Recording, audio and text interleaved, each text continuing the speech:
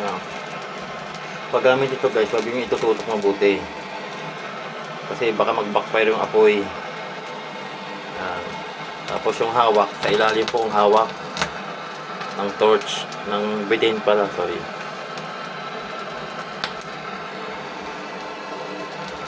Ayan. Sarap ito. Tanggal ang taba. Naputok-putok.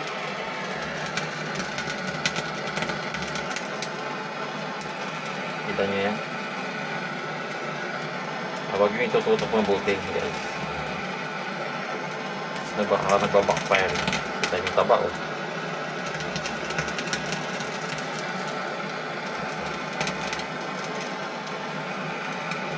Balik na rin ko muna. Yun oh. Boom. Hiwa na po yung kinush natin kanina at naghihiwa na ng pangrekado. Ganyan po ako gumawa. Pinaghalo-halo ko muna yung asin, bawang, tuloy sibuyas, siling green. Bago siya haluin. And then kalamansi. Saka ko siya bubuhos, i-mix. Para masarap. Mekos-mekos yan mamaya. Boom! Yun o, nahalo ko na yung kalamansi, sibuyas, paminta. Ngayon may mekos-mekos na natin. Nagugas po ako ng kamay. Tara. Halo na natin. Sarap nito.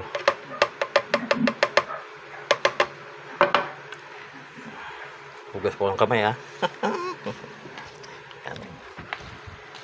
Pag kulang yan, may backup tayo ng seasoning.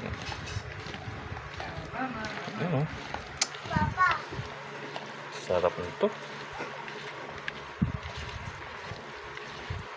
Yum, yum, yum, yum. Mama, papa na to?